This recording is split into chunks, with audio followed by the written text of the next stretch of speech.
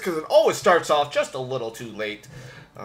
But move over, kids. Today is the episode 7 of the podcast. So if we were Star Wars, this would have been like a 30-year hiatus for the sequel. Episode 7 of the Move Over Kids podcast. Although we would like to name it something else. One of these days we're going to have to get together, not on a Saturday, to talk about the Direction Guys, but hey, how are you? Devin is here. His allergic reaction has calmed down, but he's having technical difficulties. But William, David, how was your day? Let's start with William. How was your week, actually? Aside from trying to figure out all the problems with work, trying to get all the pay situated, things have been going good. Yeah? Today, little dark out. It's gonna rain, so yeah. Nice rainy day for my day off. Okay, looks like we got Devin here, but Devin, I'm not gonna let you cut the queue. David, how was your week? Talk to me. Pretty stressful. I started school a couple weeks ago, and it's just been work and then school and then work and then school. So yeah, the weekend is my time where I'm relaxing now. So yeah, what grade are you in? Did you finally make it to senior? Yeah, finally. I'm graduating this year, man. What is your degree and what are you going for? Architectural engineering. Oh, geez. Man, so we gotta get all the David talking now, because one day he'll be richer than all of us and not remember who we are. All right, hey, so man, I forgot about everybody when I found my holy grail. You guys are just not on my level anymore. Right, I hear ya. All right, what about Rat Boy? Talk to us, Devin. Week's been going pretty good. I actually had my last day of work yesterday at my current job, and I'm going to be starting my new job on the 24th, and a great. CNA class eventually. Oh, whoa! I didn't know you were transitioning. What's your new job? Is it the same as the old, just better pay, better hours? It's better pay. I'm going to be a CNA, which is certified nursing assistant. Mm-hmm. So I'm starting the class to do that, and I'm going to be working in a nursing home, at least for now, but then it's going to move on to other things. Okay, okay. Well, me, I've done nothing. I did a live podcast. I did a live Nintendo Direct the other day. That's about it. Speaking of which, wasn't that Nintendo Direct amazing? I don't know why if you're seeing this, sometimes you might see a bunch of the call thing pop up. I guess Google Hangouts started something new. That sucks. But that Nintendo Direct, wasn't that amazing? Easily their best one in a long time, in my opinion. It's pretty good.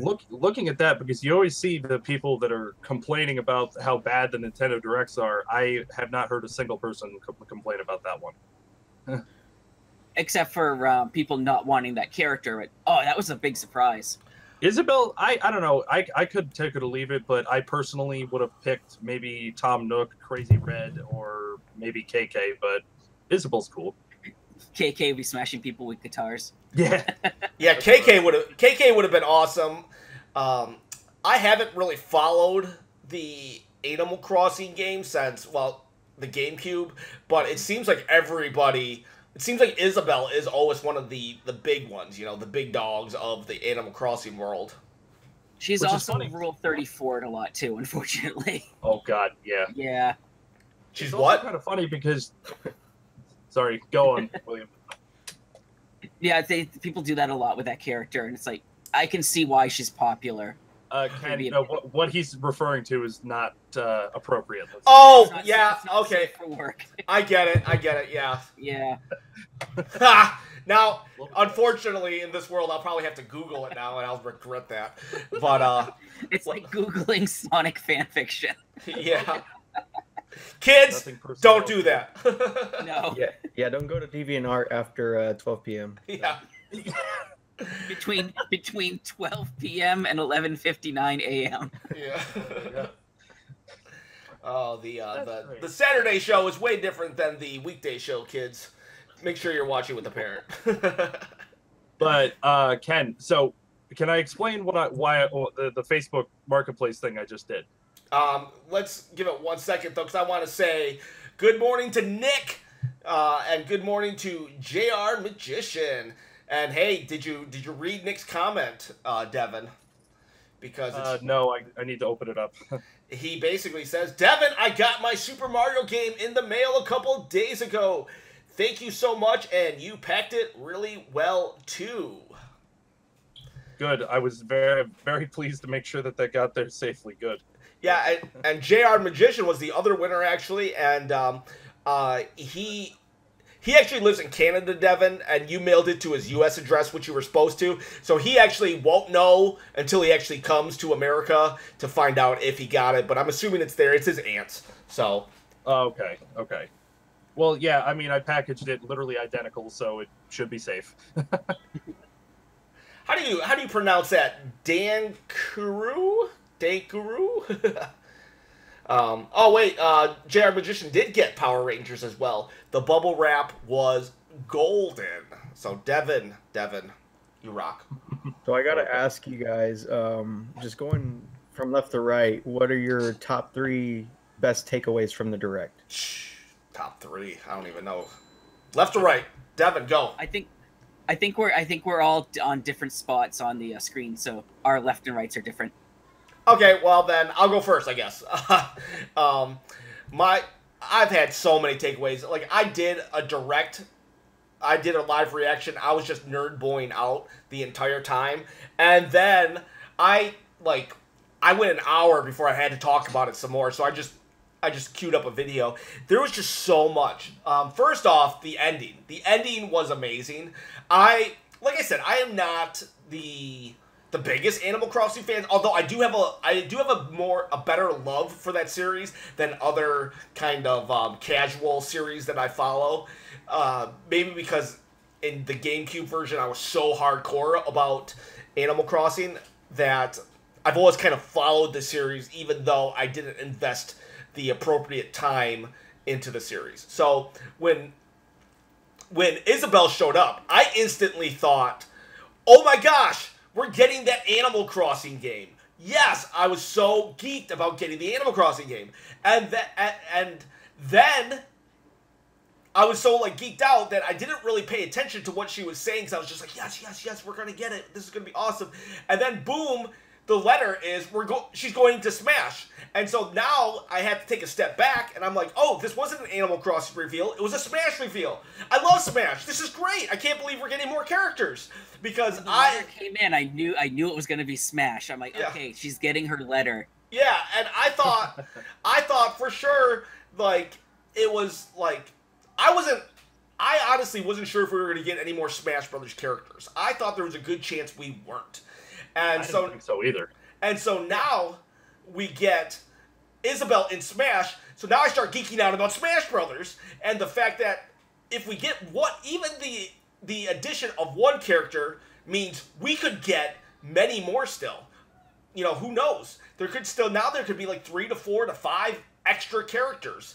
And, yeah, I always say this when I can, hashtag Justice for Waluigi, we're not getting him. Everyone, I want him in, but we gotta give up that one. That hill to die on. We just move on. But I was just like, oh my gosh, another Smash Brothers character. And so that opens up Smash Brothers. So now I've gone from Animal Crossing, a series that I really wanted, to the excitement of 2019. And then it's over. I get to breathe. Tom Nook shows up. And now I get that Animal Crossing game that 2 minutes ago I thought I was going to get, that 1 minute ago I gave up on. It was a roller coaster of emotions for me, that ending. And, I mean, there was, tons of other stuff. And then Final Fantasy. Devin, I know you are probably are you a Final Fantasy guy, Devin? Yeah, I like Final Fantasy a lot. I've never had the chance to play 7s, so this is going to be a first time for me. And me too, because I'm so happy for 9 being there. 9 is my favorite Final Fantasy. Really, I would like to know more, and I'll pass it off to you. I want to answer David's question because he said 3. I probably should have ended with the Animal Crossing one because that was the best part of the story. But Final Fantasy, the reveal of Final Fantasies, that means a lot to me. Because, William, you might understand, because we're close to the same age, that there was a moment when Square and Nintendo were synonymous, and then they had a falling out, and that falling out led to PlayStation and Square being synonymous. And now that Square, basically Final Fantasy VII represents the falling out of Square and Nintendo, and with Final Fantasy VII coming to the Nintendo Switch, it almost represents a total whatever. We've kissed and made up. Your divorced parents are actually getting remarried, basically. Yeah, well, the first 10 Final Fantasies, with the exception of 8, are now finally on a Nintendo system. Mm-hmm. Wow, that is absolutely crazy. I want to do a little more research into this and do a video on that, because like it does mean a lot. And I'll just do a third takeaway that is really quick and easy that I wanted to mention. And Peach is a toad? Like Peachette. like yeah. She's a toad? Like what? What? I haven't even like really allowed myself to think too hard about it, because I might have an existential crisis here. So those are my 3 takeaways. The lore has been compromised. Yeah. Well, she is much. Princess Toadstool, so. Well, yeah, but what?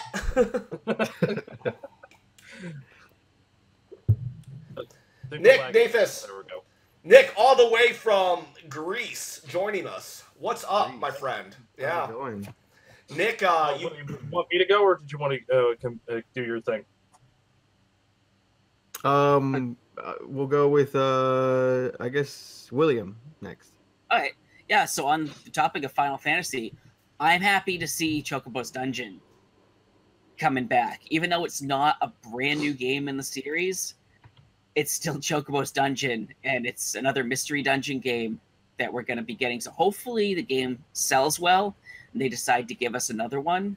all right, what is okay, so the question David asked is 3 takeaways from the Nintendo Direct that happened on Thursday, and now you're talking about Chocobo Dungeon from Final Fantasy. Talk to me about what is, okay, so I don't even know what a Chocobo is, so. The game is a roguelike, which we've discussed on a previous episode. It's like the Atrian Mystery Dungeon games, or the Pokemon Mystery Dungeon games. It's one of those. It's a roguelike. The Chocobos are the mainstays of the Final Fantasy series. They're the chicken bird things that your character can ride on. The Sometimes Cuckoos? they're party members. Yeah, they're kind of like the Cuckoo of the Final Fantasy series. Except for a lot less violent. Yeah. Hey, Cuckoos are very peaceful until you push them over the edge. I'm okay. But in this one, the Chocobo can go and he gets new costumes and stuff, so he can become a black mage, and he's using fire and ice powers, or you make him a knight and he's a little bit more difficult to hit. So he gets the job abilities from previous Final Fantasy games in a roguelike dungeon game. Huh. Interesting. Okay, so that's takeaway number 1. Let's go takeaway number 2. All right. I think it was Game Explain released a video showing the box art for the Smash Brothers that includes the Steelbook and the controller. And according to them, it looks like there's at least a couple more characters to be announced, because there's space on the box art. It seems that they're wrapping the characters around the box, Oh. and they're all in order. Dun, And dun, so far, dun. the box art doesn't have Isabelle on it yet. Dun, And dun, dun. And they're showing one side, and there's 2 spaces empty. So there could be potentially 2 or 3 more characters announced. Ooh, I'll need to look at that and do a video on that. You just gave me a video idea. Nick Clayton, hey, we all got to work. We get it. We understand. Have a good day, man. We'll talk to you later.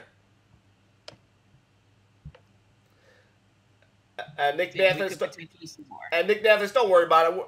Shoot, man, I barely made it on time for this podcast. So, okay, so what's number 3? What's your number 3 takeaway? Oh God. So I've seen a lot of people talking about Final Fantasy VIII not being included in the titles that we're getting. Yeah, what's up with that?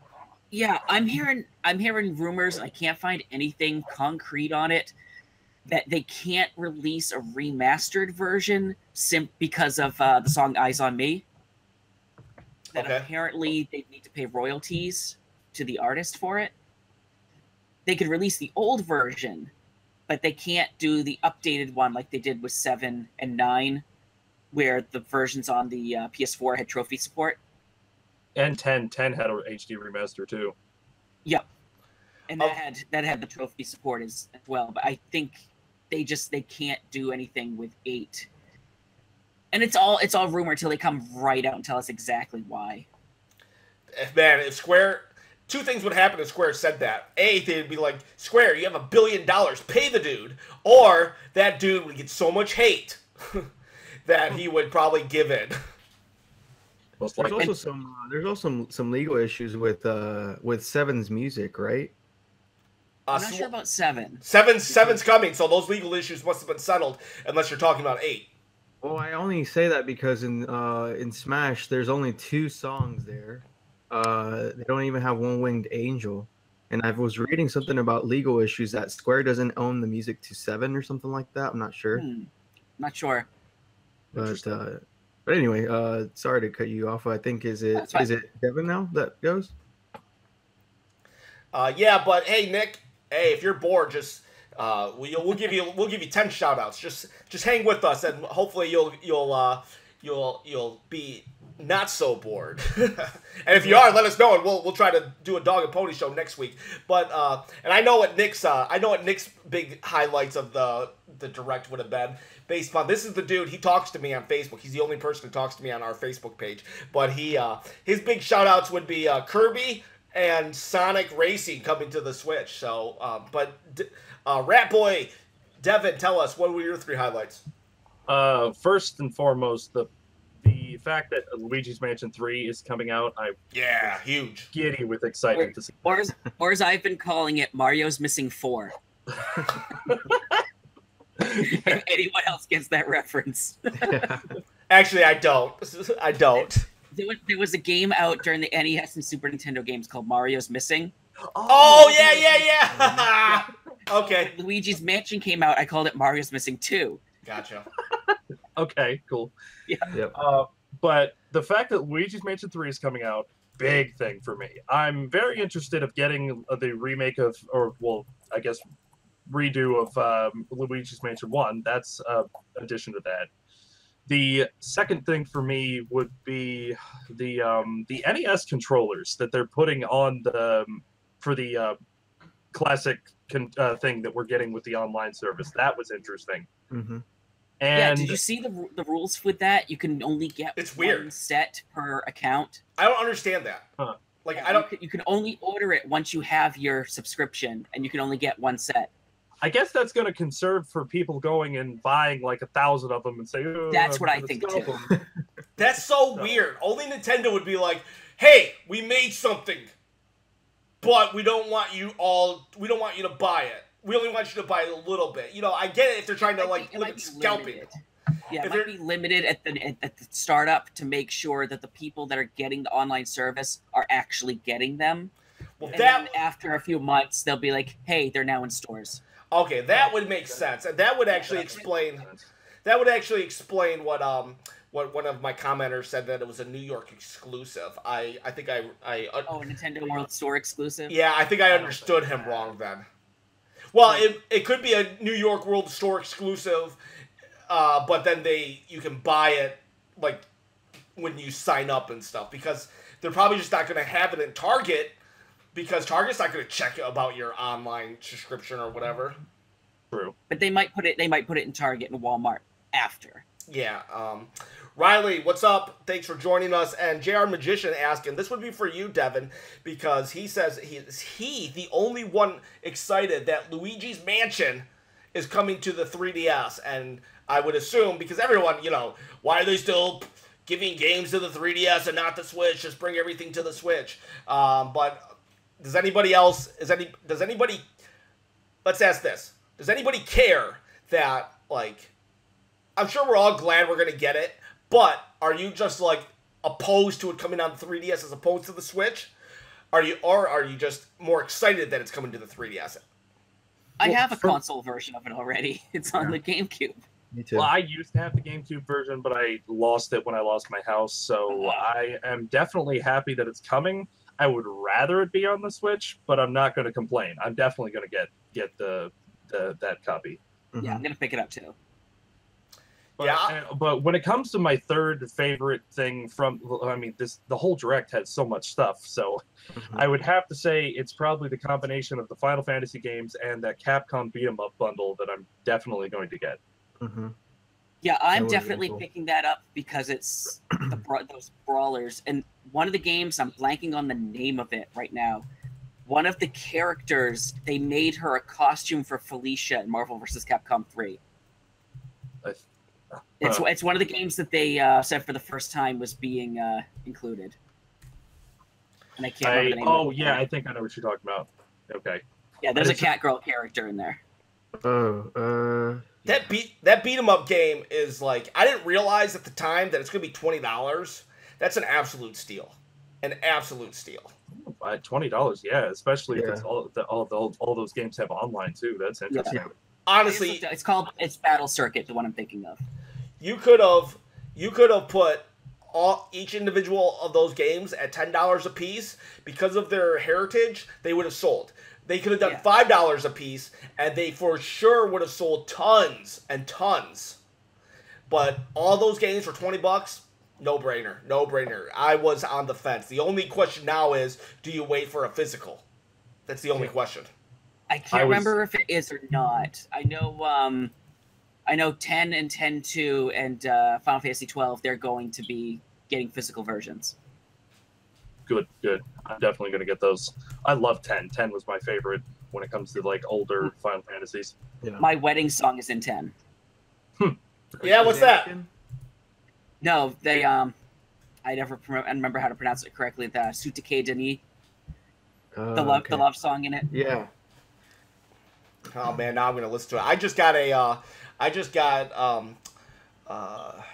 I'll have to look him up to see who he is, but someone just did a cover, like heavy metal cover of an album of just a bunch of songs, and I need to review it. I actually sent Devin a copy because I'm not the biggest fan of heavy metal. Like, I don't mind it, though. I like heavy metal music, but I just don't really follow it. So, and I'm going to do an interview with him right after the show, but it's just like, I'm wondering if that song you were just talking about, what is it? What did you just say it was, William? I don't know if I'm pronouncing it correctly. I think it's Sutake Denis. It's definitely not on there, Ken. I have it with me right there. And the guy's name is Vetivs. Yeah, Vetivs. Spell it, because he's on YouTube if anyone wants to check him out. I'm going to be doing an interview with him. Yeah, it's Vetivs.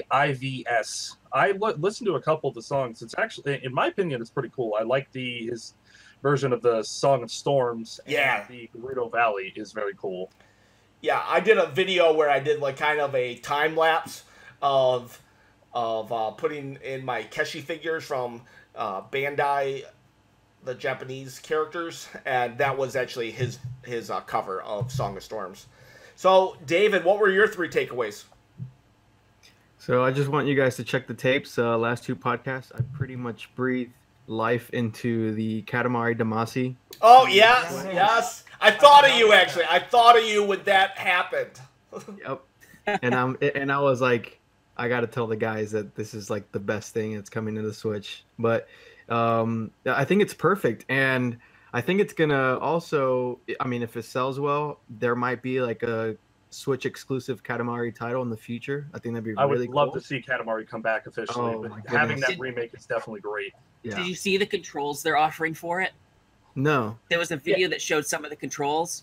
So they're actually going to let you hold 2 Joy-Cons and move them like this Okay. to move the ball. I Okay. actually like that because I was a big fan of ARMS, and the way that ARMS controls is really neat in my opinion. So I think that's going to be really good. Yeah. He's- Yeah.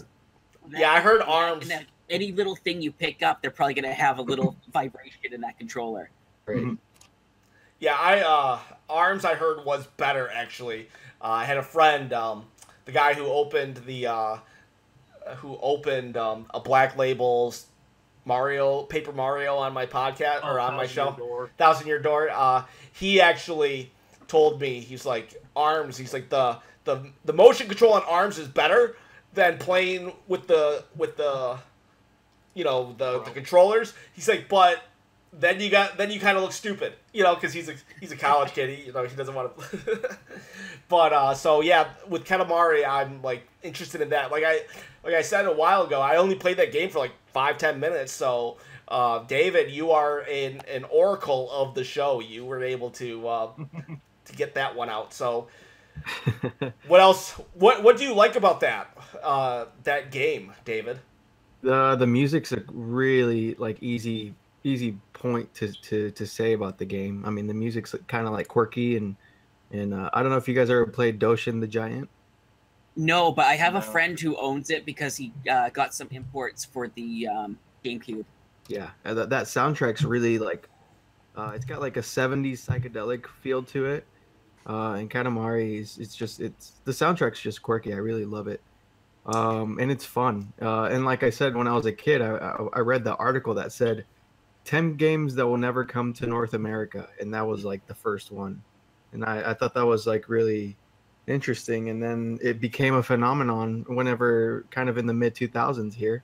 And we got like 3 games in a row. Yeah, it's weird. It kind of it blew up for a minute and then it died. Like it seemed like. Look at what's popular now with a lot of the newer gamers, like a lot of the first-person shooters and stuff like that. It's like that game's not going to be as popular with them, but I think it came out at just the right time where you had the old school gamers and some of the newer gamers being interested to experiment with different types of games. And it just hit at the right time where it got incredibly popular. And right now is also one of those times with the Switch, and this is a brilliant move on their part. Had they been able to get it out a little earlier this year, it probably would have been better for them. But I think a lot of these old titles are getting a second chance, a new renaissance. And it's crazy to think, because you're like, a lot of times, it's easy to fall into the trap of, oh man, another port. But, I mean, I don't know. If you're thinking, like, look at how many movies get re-released and whatnot, or remade. And it's because, I mean, there's a 30-year life cycle. Just released a 30-year-old game, and boom, it has an audience that never experienced it. The last maybe 15, 20 years of video gaming audience hasn't experienced it. We get mad as get Mr. Mosquito revived. That would be a fun game to put on there. You could feel the blood coming up through the controller with the rumble. I was this close. One time of getting Mr. Mosquito. I had no idea what it was about, but it just was like, that looks weird. There's a Japanese exclusive, too, and I didn't pick it up. I didn't realize when I saw the cover that it was Mr. Mosquito 2. That day was when I picked up Namco Cross Capcom, and I didn't have enough money to pick up 2 games. I should have picked up Mr. Mosquito as well if I had the money. I have the first one, just don't have the second one. And we gotta get back to David on his number 2, but I want to find out, have we added any games to the 1589? I want to count every week. You have William, any new games to your collection? No, not this week. All right, everyone, we're still at 1589. I meant to get over to the store called Bizarre Game Trades in Tingsboro, because he had picked up some more Intellivision games, so I wanted to look through and see if there were any I didn't have. Okay, let us know if you sell any of your games too, because I don't want to just keep adding when I should be subtracting. Yeah, I don't sell anything unless it's a repeat, and I don't count repeats. So hear that? So he might drop. He might have more. Do you count variants? No, I don't count the variants. Okay.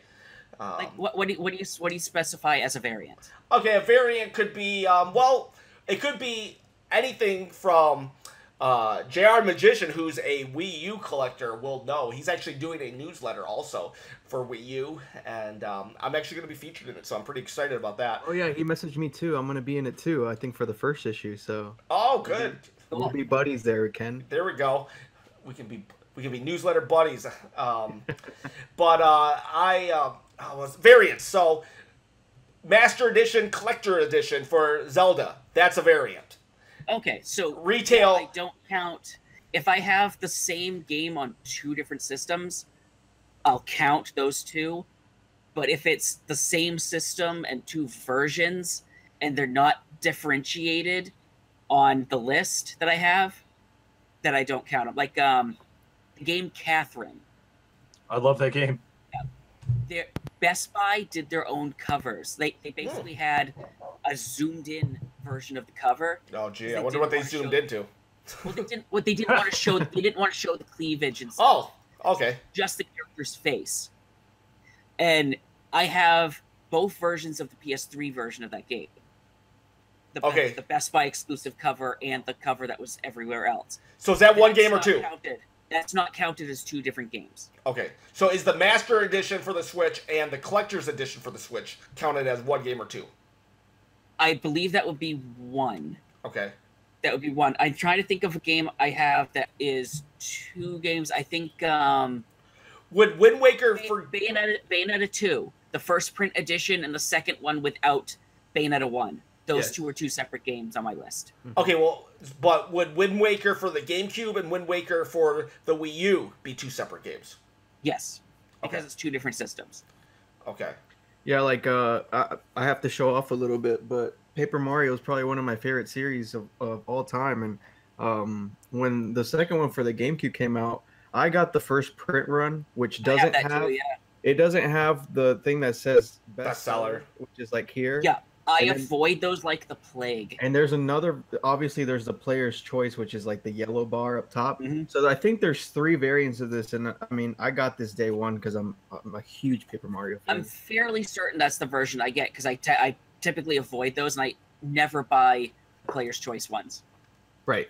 In fact, that's why it took so long for me to get my my Link Between Worlds. I couldn't find a copy for the longest time. Then they re-released it as a player's choice, and the copies I would always see for $20 was that player's choice. Yeah. Right. And I happened to find at the GameStop I go to, they had a copy that came in that was an original copy at that cheaper price.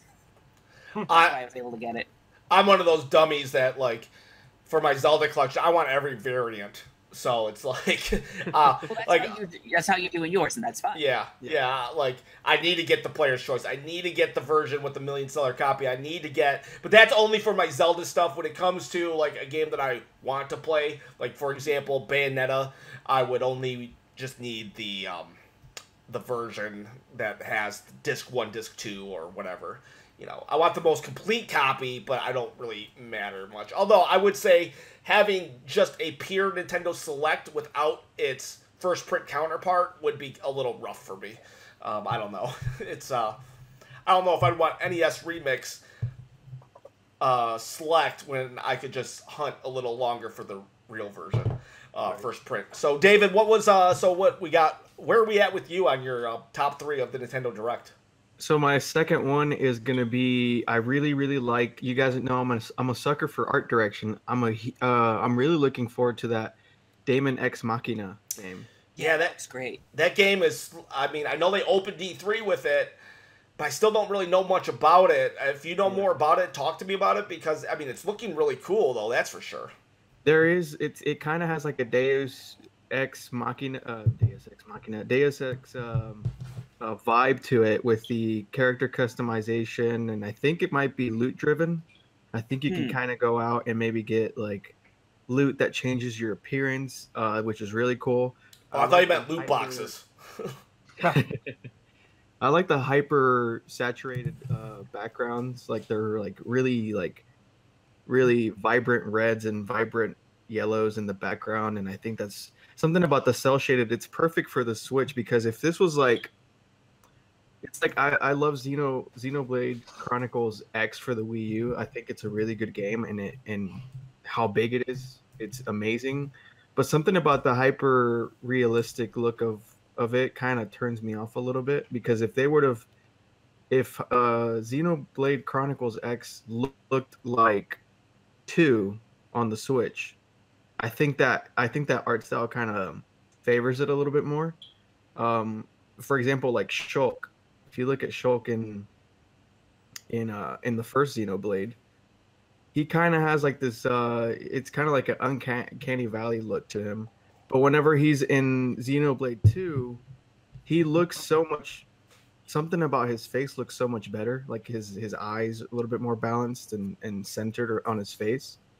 Again, this is like a really nitpicky thing, and it's just people don't even majority of people don't even look at this, but anyway, the Daemon X Machina looks like fun. So Yeah, that it does. It looks like it's just one of those crazy games, especially when they opened up with E3 with it. You're like, what is going on here? First, I thought it was Xenoblade, and then but I was glad it wasn't, even though Xenoblade is a great series, especially on the Switch.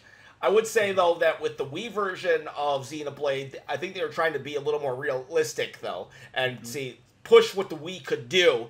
And there you go, Nick. That's a game you can get since you have a Wii. Xenoblade Chronicles is a very good game to have on the Wii. But and then on the Switch version, they probably dumbed it down a little, or graphically wise, to get it on the Switch. But I mean, it's an amazing game on the Switch. I haven't really played much of it, but it's an amazing game on the Switch. And as far as my third takeaway, you guys know I'm going to close it out with Smash because I'm a huge Smash fan. Got it. But I think that Bamboozle at the end with Isabelle and Animal Crossing, I think that was like a troll by Sakurai, of course. You know, Yeah, totally. That man loves to mess with the fans for sure. So yeah, I'm glad that we're getting an Animal Crossing. When I have a lot of memories playing it on the GameCube, and of course I have a story. My mom, she did not like that game because I used to trick her into thinking that if you guys remember the billboards in the towns, you know, people can write things like some of the villagers can write things to you. Oh yeah. I would sometimes these things were personalized, like, hey, how's your mom doing? How's your sister doing? And I would show her and be like, hey, these people on the internet are asking how you guys are doing. And she would be very, very concerned. She's like, I don't think you should be playing this game. You don't know who these people are. But it was just a little prank that I did on her. It was pretty funny. And so now any Animal Crossing related thing, I'll go to her and she'll just give me the side eye like, I don't like that game at all. Yo, what? You know what? I know David's mom sometimes listen to this. I'm sorry, David's mom, that David's like that. It's not your fault. Sometimes the apple does fall far from the tree. I would do that stuff to my mom as well. You know, when your mom comes from another country, you can get away with certain jokes that are like funnier.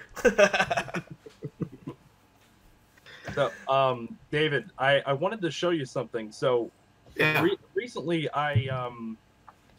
my Switch case, like the zipper started busting out, so I got a new case. Mm-hmm. I got just the plain black one, so I had my fiance, who's an artist, start drawing on it. She hasn't finished it yet, but she did a painting of Kirby for me. Oh, nice. Wow, that's really good. There you go, Nick. That's Kirby awesome. Right there. She hasn't finished it yet, so I mean, it's still got to get a little bit more detail and painting done. But she started that, so that's so cool. To show that to you. That's so awesome. She's planning on also doing a Splatoon squid on the other side for me. Yeah. But now the other thing that I wanted to mention, so I went on Facebook Marketplace, and I don't know if you guys have played around on there, and I saw somebody that was selling these Switch cases. For some reason, this guy sold me, I'm not kidding, 21 of them for $20. Whoa! I don't know how the heck this guy got so many, but they're all here. And he sold the whole box to me for $20. Whoa! That's crazy. Dude, that was all of us presents. Dude, that was a crackhead. He stole it. No, but the reason why I was saying that it was weird is because the guy, he didn't want to meet me anywhere. He was convinced on meeting at his house. So I'm like, okay, that's kind of weird, but okay. And we never saw Devin again. He was killed on Facebook. But I walked down to his garage and he pops open, and this guy had not only this, but boxes of GoPro cameras, headsets for the Xbox. I'm like, I don't want anything to do with this. Here's your money. Give me my cases. I'm out. That's weird. All right, so in any case, Ken, I was going to do this again. If Ken can get, I don't know, What are you at? 653. Let's get him up to 660, and I'll send somebody one of these. Oh, boom, Ooh. right there. And he follows through, people. Jared Magician and I'm blanking on his name right now. We were talking to him in the beginning, but he follows through. He follows through. Nick Clayton. So they got their stuff. So seven people. That's not a lot. So. And to confirm, it's a soft case. It comes with the little squid thing that can hold 4 games, it seems, and it also has these little nubs that you put on the joysticks. Oh, Neat. that's awesome. My fiance apparently likes them, so she just tried it on her Switch. If nothing else, it's a cool I mean, as a video game collector, even if you like, I want a hard case, whatever. I mean, it's a cool Splatoon thing. So what David was saying, I like the artwork on it. It's got like a graffiti style all over it. So I cool. think it's pretty cool.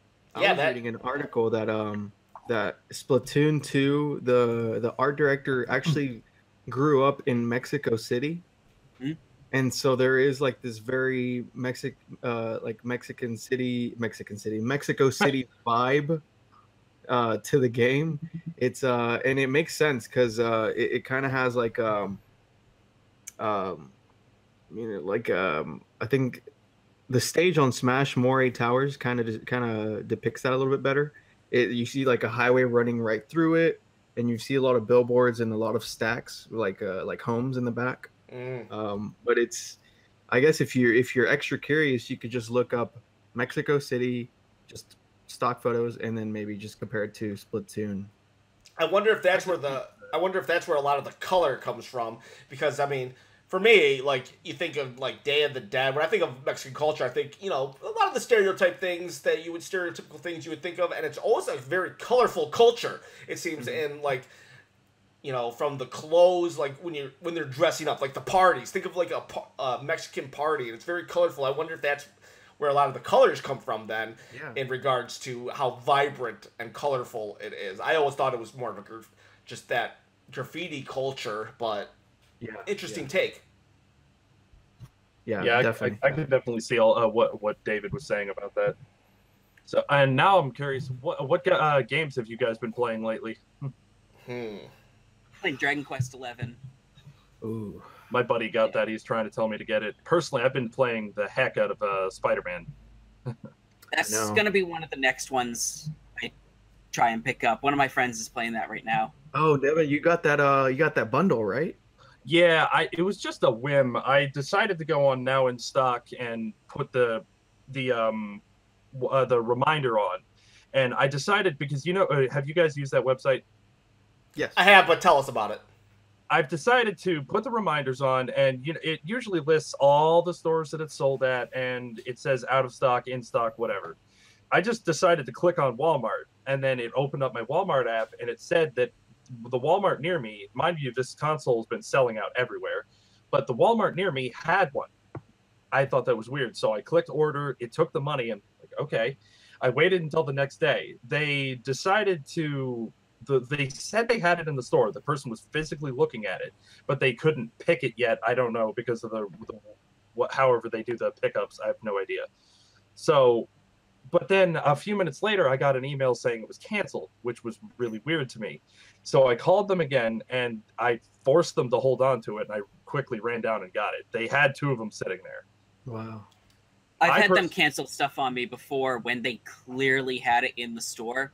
Yeah. I've been in the store when they've canceled the order while I'm looking right at the item on the shelf. Yeah. They were like, oh, well, we're not supposed to hold anything up. Like, but you guys canceled it. You told me you had it. Don't play with me right now. So I had to run down there and get it. I love Spider-Man, and I also love the color red. So this console is pretty. I haven't opened it yet, mainly because I want to have a nice place to display it. So it's just kind of stashed at the moment. So, I have a funny story with Now in Stock as well. I when the special edition came out of Fire Emblem Fates, you guys know that one? Yeah. I put an alert on Now in Stock, and I got an alert that it was back in stock like randomly 2 years later, like at 3 a.m. Like I guess they've probably found another batch somewhere in the back or something, and they Are you just talking about the special edition? the special edition. Yeah, yeah. I still And- have one of those sealed in my freaking storage unit. I haven't even opened it. Oh my goodness, I'm so jealous. I never got a chance to get it because it was crazy. It sold out so fast, and then some pre-orders. I pre-ordered. I feel extra burned. I pre-ordered it at GameStop and it was canceled. I was one of Oh those- man. So, Ooh. My friend, do you want it? I would sell it to you for the retail price. I actually don't want it. I bought it on a whim. are you for real right now, or I'm not even kidding. I'm trying to get money to trying to save money right now. oh man, So I I'm would selling massive amounts of stuff. I would take you up on your order, man, if that's cool. Okay, I'll go get it. But go Awesome. on. Yeah, but so yeah, I got it at like 3 in the morning. I woke up for See, work now at like we 7. make dreams happen, people. We make dreams happen. And they and it was all sold out. So it was Oh, just man. it was but that was my little now in stock story. But other than that, it kind of served me. It served its purpose for me several times. So Now Same. stock is good. I hate Brickseek when it comes to Target though. Can't stand yeah, it gets tricky because I actually Ken, whenever I looked up the Jurassic World for the Wii U, the DPCI, William, you could probably is that how you, Yeah. DPCI? They were merged. They were merged together. The one with the Doctor Wu and the one without the Doctor Wu figure, they were merged. So there's no way of telling if the Target has either or in stock. It just says that it. Yeah, it can be like that with certain items. They might go and they might do a change to the product, but it's still the same product, so they keep it as the same DPCI. Hey, It's the same thing with the assortments of pop figures, but go on, Ken. I can't remember if I asked this before or not, but I'll just ask it again. So David here found to me probably one of the rarest modern games. It's oh, there we go. David, say something so the camera will go to you. This is Jurassic World for the Wii U with the Doctor Wu figure. It's a big box, kind of. Yeah, and he found it in the wild. I did an interview on it if anyone wants to check it out. But was it exclusive to Target? William here works at Target. William, do you remember ever seeing that in your Target store? Don't remember seeing it, but it also wasn't really on my radar in terms of the type of game that I would pick up, so I never really noticed it. Okay, I was just wondering. I've actually never. There was one person who commented that they saw 3 when it first came out, but they didn't buy it. But really, I've never really known anyone to actually find it in the store other than David The here. same thing happened to me. Like I didn't once Ken, you started collecting Wii U games. I'm like, I might want to try to do that too. And then that's exactly when I felt like I saw hundreds of copies of Bayonetta with the first game in it, and hundreds of copies of the Wind Waker with the gold cover and Super Luigi U. But then as soon as I wanted to collect them, they were gone. Yeah. Yeah, I bet. Hey, I'm gonna walk away for a minute so you guys keep talking. But Riley asks, anyone else hyped about Undertale on Switch? He is eagerly awaiting his collector's edition. I am. I'll say this before I go. I am very hyped about it. I guess I'm gonna get the standard edition that sells at Best Buy. I don't know if it's selling anywhere else, but it sells at Best Buy. I am hyped about it because, well, we're not getting Mother 3 or 4 anytime soon. So Undertale, I hear, is the next best thing. Yeah, Yeah, I haven't been interested in it at all. As soon as the game got like this huge fan appeal, it kind of made me not want to play it. And no, nothing against people that enjoy it. It's just not one I'm really interested in. I feel you there. I mean, personally, I've never played Undertale. I've had a bunch of my friends tell me it was a sweet game. I'll probably end up getting it, but I want to watch videos of it first. It almost feels like the way the fandom is for this series called Homestuck. Yeah, every time I go to a convention, I see this is years ago. I would see thousands of people dressed like these characters, and I had I'll see no it idea too. what they were.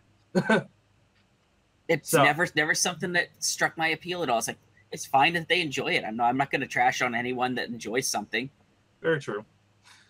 But David, there's one thing that I completely forgot about. What did you think about Kirby's Epic Yarn coming back? I was actually going to use that as one of my takeaways, but that would have been like a token thing for me to say because we love Kirby, man. So Yeah. I think it's awesome because there's some added content to it.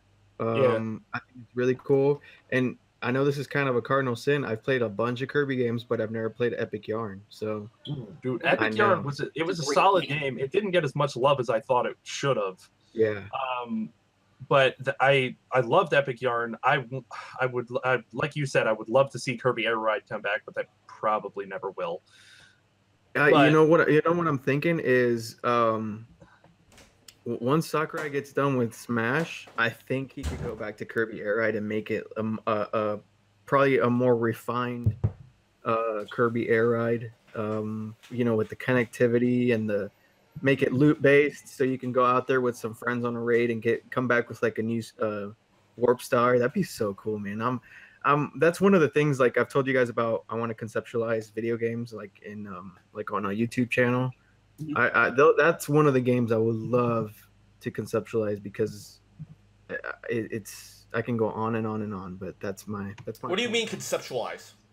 So probably just draw like concept art of what I would think the game would look like and how it would play. So True. That's the video series that I would like to approach is just me showing a bunch of art of how I think a game or a sequel would look like. Pretty much that's what I mean by conceptualize. Why don't you do it? Just no time. Yeah, man, I'm pretty busy lately, but I would love to jump on that if I had a chance. But do it, man. Just do it. Yeah. Take an hour. Just draw something. You can use this camera right here to do it. I mean, yeah, definitely. I'm a go at 51% kind of guy. Like that's why I'm still kind of getting the kinks out of this podcast because I'm like, all right, we've got enough to do it. Let's go. If we just plan it all day long, it'll never get done. That's valid. So I just grabbed off the shelf over there, and Devin, you haven't seen this yet.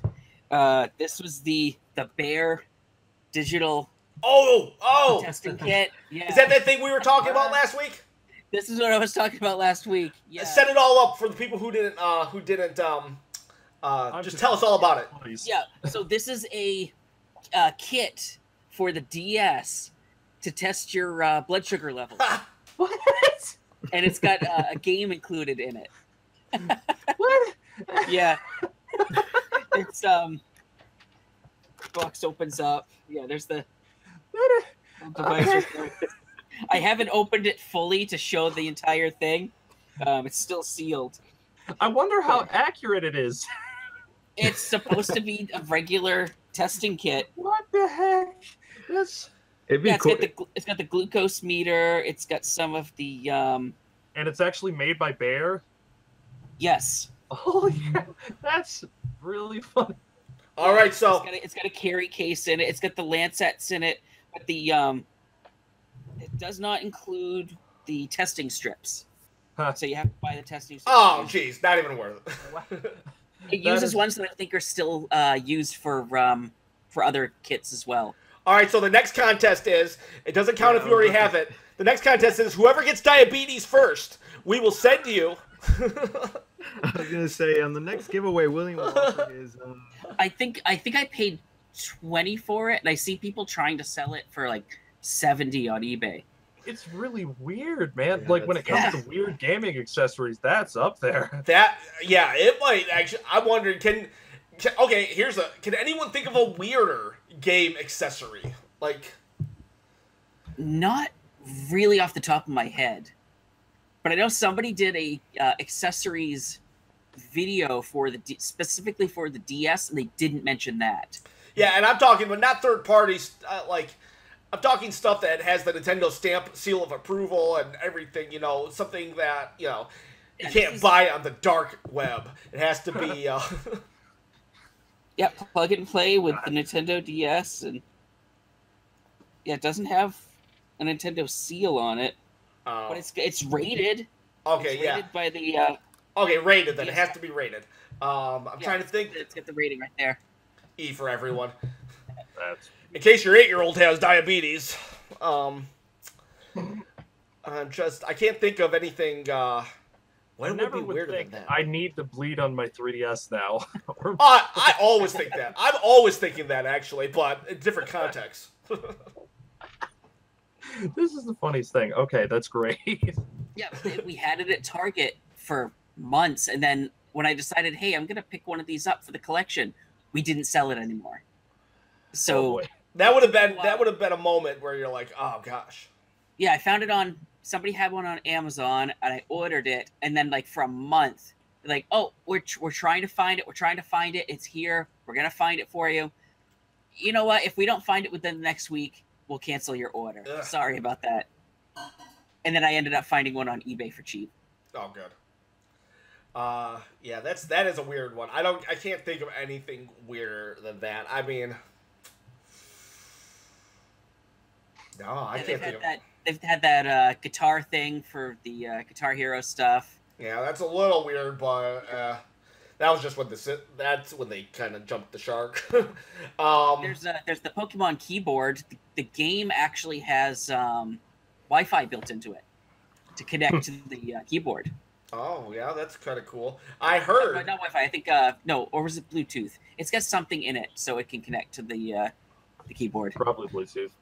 Gamer Cat's asking, did we see the direct? Yes, we did see the direct, and we were all super pumped about it. We're going on the second hour, so we'll talk about it. We'll talk about it a little more in a minute.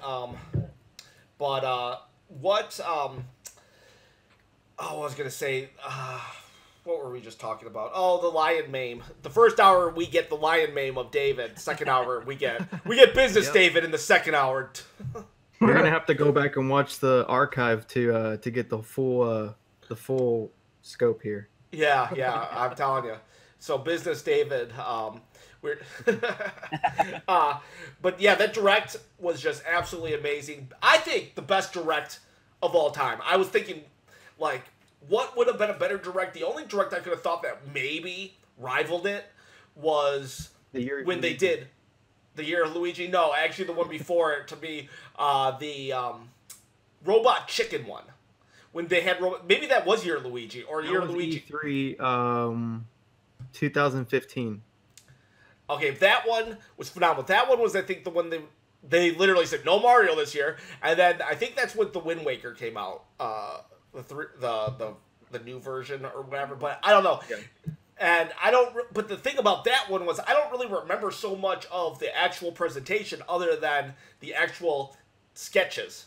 So to me, that disqualifies it as the best direct of all time because that was more about the actual comedy and show and not so much the presentation of the video games. And to me, I just thought this one was just boom, boom, boom. I was convinced they would have done Mario Party, like 10 minutes of Mario Party, like they had done 10 minutes of Mario Tennis earlier in the year, and they didn't. It was just like, check this out, check this out, check this out. Look at this, look at that. Yeah. Board games, Catan, here, this, that. Best direct of all time. That's the other thing, that board game thing. I don't know if any of you guys have played the card game Munchkin. I was so happy to see that coming. I'm really I haven't intrigued had a chance to by play many. I'm very intrigued because I have some buddies who are big into board games, and man, there is this whole. I know collectors of video games. You can go into some rabbit holes. Let me tell you, man, board games. The collectors for board games, they are loyal, and they are hardcore. Like I have a friend who plays a lot of board games, and he I think he has like a bunch of different types of Yahtzee variants, but he told me that I need to play Munchkin, and I need to play what was the one before Munchkin that got Catan? Catan, yeah, I think. Catan, yeah. Catan is really good, and Munchkin is my favorite. It's so fun. When that comes out, I vote we all get in on it and play that because I want to show you guys how to play Munchkin. There's one I'd like for them to do, and that's a series called Pixel Tactics. Pixel Tactics is cool. Yeah. Now I got it right here, the Mega Man Pixel Tactics. I have the Proto Man version of that. I have. How do you play? What do you do? I did the Kickstarter. you got all these different characters that have different types of moves and stuff, and you set them up in a grid. And I haven't actually had a chance to play it yet. Devin might know a little more on how to play it. Unfortunately, I did, but it's been like almost a year since I have played it, so I kind of blanked it out. I play a lot of board games, so I devote myself to one of them, and then I just kind of push the other ones away temporarily. But Munchkin is by far one of my favorite card games that I've played lately, and I like the base game always stays the same, but I like the fact that they come out with themed versions. Like my favorite one is the Marvel set and the Rick and Morty set. I mean, the base game always stays the same, but they add in little variances when it comes to like a couple rules here and there. Like the Marvel set has the Infinity Stones and Thanos in there, so the Infinity Stones will put a different, like a kind of a full field effect on the game. And when it comes to, I don't know if any of you guys watch Rick and Morty, they added in the Parasites, which is a really hard monster to kill. So it gets really fun. It's a game that you can play cooperatively and be friends with each other, or very bloodthirsty and yeah. I think I've watched like 1 or 2 full episodes of Rick and Morty. I liked what I saw, but I think probably whenever the Super NES the SNES Classic released last year in like August, right? September? Yeah, I think so. I was waiting in line, and these guys just popped up an iPad and were watching Rick and Morty in line, and they were playing a board game, and I was just kind of watching it, and it was hilarious. It's definitely an acquired taste, but I find it funny. I grew up watching Adult Swim, so it's like right up my alley. I'm probably gonna watch it more. I guess I was. You know how sometimes you get turned off by when certain popular people also like the thing that the nerds like, and that kind of happened with Rick and Morty to me. But however, I really like the show Community, and I recently found out that guy is the Rick and Morty guy, so I'm probably gonna give it a chance. That's the cool thing is if you've watched Adventure Time, the voice of Morty is also Lemongrab, and the voice of Morty is also in the show Gravity Falls as well. So he gets all over the place when it comes to voice acting. What about what's his name? I'll be right back. You guys keep talking. Jake's voice, John DiMaggio. John DiMaggio, yeah, he's the king in Disenchantment. He's Jake from Adventure Time. He's Bender in what's it called? Futurama. And he plays some things in Simpsons as well. I just can't remember right now. There's so many characters. Do you guys like Disenchantment? I loved it. I enjoyed it. Yeah. I haven't seen it yet. Is it a series or is it just like a? It's a series. Yeah, okay. It's a 10-episode series right now with more episodes coming, I believe. But if you like Simpsons for the comedy, you'd probably like this. But it's actually got a story. That's what I like about it. Simpsons is mostly like the story of the week, and Futurama kind of was that way, and then they implemented a story. This one is just completely story, comedy sprinkled within. I love the character Lucy. Well, Lucy, I kind of wish they got Phil Henry to do a voice on Disenchantment. Cool. Are you familiar with him? Yes. No. Phil Henry, he did a show. Oh, he still does a show now. But he did a radio show where he'd have guests on talking about these crazy situations, and people would call in to complain about the guest. Well, what the people calling in didn't know was that the guest was actually him doing a voice. So he all these scenarios are him making something up. So very talented. And he does all these different voices. So on Futurama, he did all of the characters for this family called the Waterfall family. Yes. The one that most people know was the hippie from the Poplars episode. Yeah. Well, he played the entire family, I think, besides the girl, I think. Yeah. No, he didn't. No, he played the woman too. Oh wow! I didn't know that. The one from the feminist group. Yes. Yeah, he plays her as well because that's one of the voices he does on his show. Yeah. But he was also the guy that was defending Zoidberg when Zoidberg ate the flag. Mhm. The guy from the Penguin Reserve, he did his voice. Yeah, I love that. My favorite episode is like the Poplars episode that you were just explaining. I love when the hippie is going like, "Well, you can't eat anything that feels pain, man." Shouldn't eat anything then that feels smack. pain. And then we can't eat you then. We taught a lion to eat tofu. I love Futurama so much, but that's why I like Disenchantment. I like where it's going as well. He's also a voice on Rick and Morty. Going back to that, Hmm. he's the principal. Yep, And I think Princess Lucy? Princess Bean. Her voice actress is Abby Jacobson from Broad City. If you guys ever watch Broad City, I haven't seen No, that. never watched that. I love Broad City and I like her a lot. She's my favorite. She's like this artist writer from New York. The actress Abby Jacobson, and if you liked her voice, then you might like Broad City because she's one of the main. There's two girls and she's one of the main girls. So Is it a comedy? it is a comedy. It's kind of like I wouldn't say it's sketch comedy. It's probably more in line with like Workaholics. Okay. But it's two girls, best friends in New York, and they get in a bunch of in a bunch of shenanigans. Yeah. Oh, them shenanigans. Hey, so with Mario Party, does anyone know? I know that you can there's some online play, but does anyone know, like, could we play, like, the four of us play against each other? It's possible. I'd have to look to see. I think it's supposed to. I think they confirmed that it's only local co-op Oh, okay. I thought it was. I don't know. because they really want to emphasize the couch co-op play. So I can see it. I just really want to make sure that they have everybody takes their own separate turn and it's all everybody against each other still. I Right. loved that about the original Mario parties. I hated when they put that on the Wii U. Oh yeah, I've heard bad things. I never actually played it, but I heard really bad things, and I was so like yeah, I don't want to do that. Yeah, the taking the turns thing, you need to.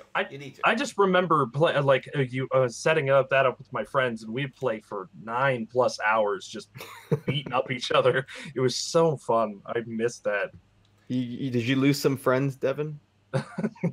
No, we were all good sports about it, but it got pretty hectic when it comes to the mini games too. Like The top three games that have almost caused fallout between my cousins and I, it's Smash, Mario Kart, and Mario Party. Yep.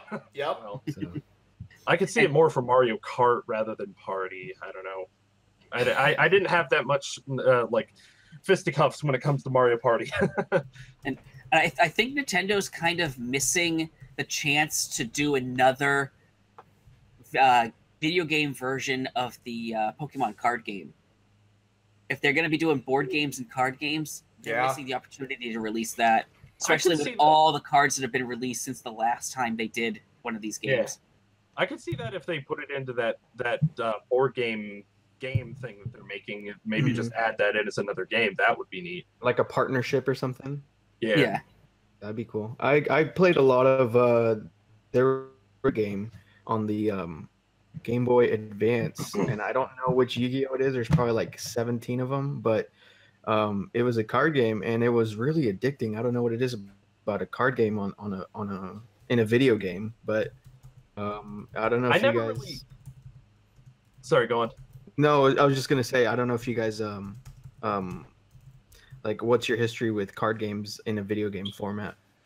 For me Not much. personally, I never really got into them. I liked the Pokemon game that was on the Game Boy. I thought it was cool, but it was also back in the day where, at least in my area, nobody knew how to play the game. We were all just collecting the cards because we thought they looked cool. Yeah, I didn't have many people that knew how to play the games. I had somebody that taught me how to play Magic back in the day, and I had some Magic cards, but I've forgotten how to play. But the video game versions, because I know how to play the physical games, sometimes bother me because the rulings aren't always the same. Like, I know that you can do certain things, and especially when it comes to Magic, the games don't allow you to do that, and then like there's extra stuff that isn't normally there. Mm. So I don't know if that's just me, but the way I've been explaining these games, especially Magic, is not the same, which is kind of weird. It's just like everything. There's tournament rules, there's regular rules, there's house rules, there's people who interpret the rules differently, so maybe they're telling you the truth and yet they're not. They're wrong. There's cards that are banned. That's true. Something's broken. I mean, personally, I love the Pokemon card game. I haven't played it in a while, but I have always liked it, and I think it's a lot of fun. I mean, the physical card game. I like to play with the Dark and Psychic Pokemon the most. Yeah, right now the only amount of collecting of the Pokemon cards that we've been doing is any cards that look cute. We're getting them. We're getting them from a store down the street. They just have a bunch of them in a bin and look through them. It's like, oh, this one's cute. We'll take that one. That's true. Does anyone know? This was a question earlier. Does anyone know if original GameCube controllers are going to be able to play on the adapter? I assume yes, because that's a for sure. It's the same adapter and same controllers. Okay, so whoever I still have mine from the last round, gladly. This guy. Yeah. Yeah. Did you guys have luck securing the big box Smash for Wii U that came with the adapter? No, I didn't get the adapter until like 4 or 5 months later. I was so mad. I got my adapter the day of. They had a bunch of them at Best Buy when I went to go get my game. Yeah, it's become one of the harder ones to find. I don't know why, and it makes sense because when I reserved mine at Best Buy, I'm glad I went up there early because they actually canceled. I feel bad, but they canceled another guy's order in front of me to give me that copy. So, oh jeez, I've had some weird interactions with Best Buy. I lost faith in them 2 years ago. Pretty much, I bought Destiny, the Taken King. And as many of you know, Destiny, the content doesn't come on the disc. Taken King is down. It's like a download format only. Mm-hmm. So vanilla Destiny is only on the disc, but Taken King is something that you have to go on the store, enter a code, redeem a code, and then download it. Well, I bought a sealed copy from Best Buy. And please stop me if I'm not making any sense because it gets kind of convoluted. But I bought a sealed copy. I opened it up. The code was expired. Like it was not registering. I typed it in a billion times, and I went on Bungie and pretty much people were saying, just go back and return it, and there's no problems. Well, I went back the next day. And I got a copy, another copy that was sealed. I got home, I opened it up. I should open it up at the store. There wasn't even a slip in there. There wasn't even like a code slip. Okay, so I go back and I go to returns and they actually told me that I got flagged because I had made 2 transactions and returns of the same purchase in less than 24 hours. And so I was kind of in this weird loophole where I wasn't able to prove my purchase, but at the same time, I wasn't able to play the game that I was stuck with, you know? So I did it again for the 3rd time, and I had the lady open it up in front of me, and she didn't see a code, but she still told me there's nothing I can do about this. And she gave me attitude, and I was like, this is a headache. This is a nightmare because I'm in this weird loophole where I can't return a game. I can't play the game that I bought, and I can't prove my problem. So that's weird. It was so weird. So did you spend the money to like? Yeah. So what happened is I actually just went to another Best Buy, and I returned it there, and literally the first transaction there was the code worked. So that is odd. Maybe it was just specific to that Best Buy, but their return policies can get kind of weird. That is odd. That is odd. Hey, yeah. we had a little bit of a good round of conversation in the chat about Sonic. I'm not the hugest Sonic fan. I'm definitely glad he's in Smash Brothers he's up there in the pantheon. You know, for a while he might have been Hades, but not anymore. Now that Nintendo and you know, our friends Sega. But what do you guys have any good like Sonic memories, or what do you think of Generations?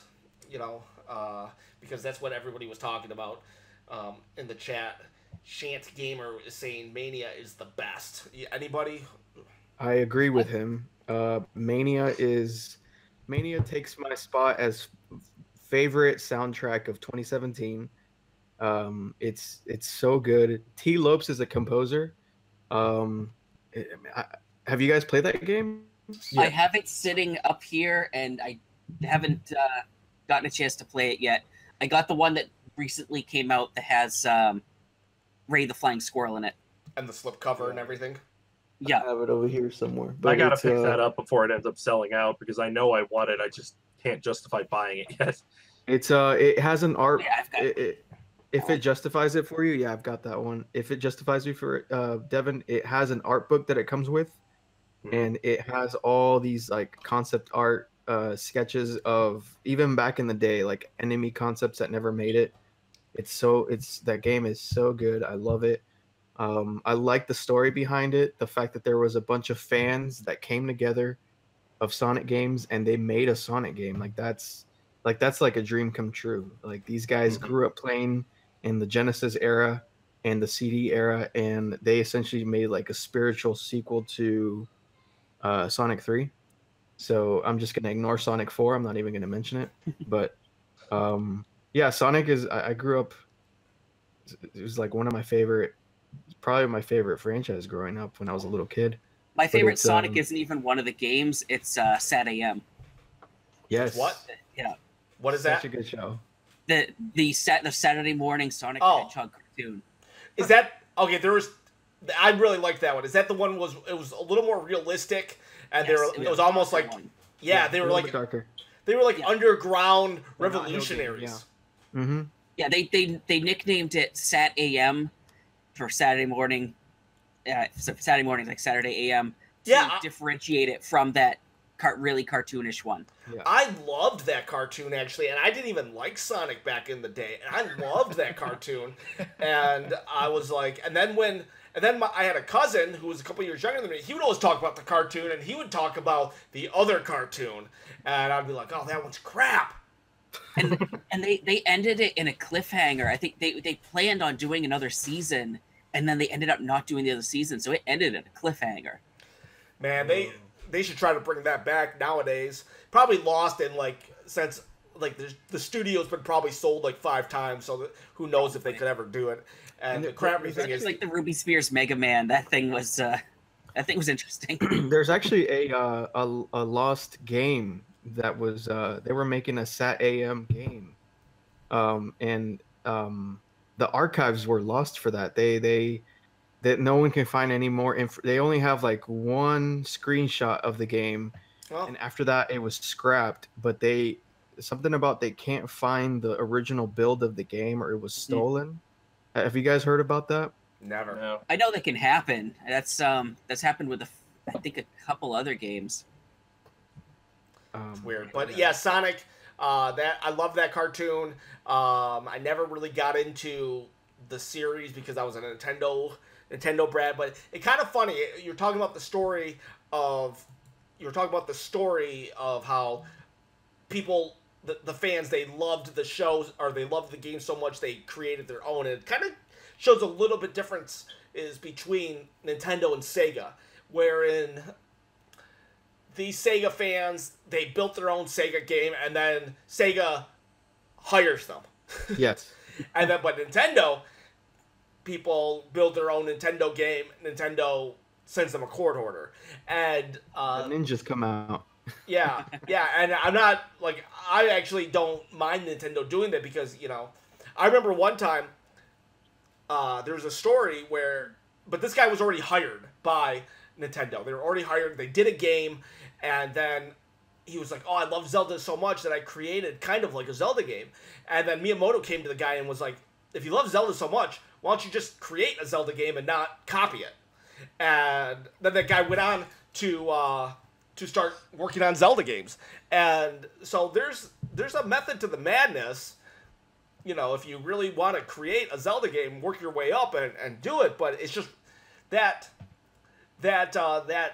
mindset is different in that Sega just will hire you, and I'm sure Sega's not going to do that to everybody. You know, a successful franchise, they probably won't.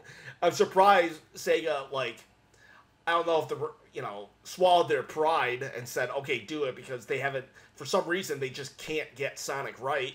And it was just great that the fans could, though. And sometimes you just gotta hand over the reins. It's funny you say that, Ken, because Sonic Mania is like the best reviewed Sonic game in 15 years. Yeah. Is the way it's been marketed. And I feel like that may cause like an internal rumble inside of Sega of America and Sega of Japan, because it's like these fans came in and made a Sonic game that's been better than the actual Sega company has attempted to do. It's kind of like, hey, these young guys are showing us up. Yeah, I could see that. You know, just looking at Japanese culture, they're very honorable, and they can be kind of like, their culture can be very very rigid. The only way I can describe it, very tenacious. I hope that they don't like completely do away with them because of that. Yeah. And I hope that these guys are here to stay, because they are they're amazing, man. Christian Whitehead, if you guys want to follow him, he's the guy who helmed the team. He's Australian, and he's actually developing Freedom Planet 2. Oh yeah, I think I know that series. Yeah, Freedom Planet 2. And it's kind of like it kind of feels like Sonic, but I really want him to take on the reins to direct a 3D Sonic. So ooh, a 3D Sonic. Cool. Don't know. Sonic Adventure would be great. Oh, Sonic Adventure 3, come on. You kidding me? Oh, I love that game. Sonic Adventure 2.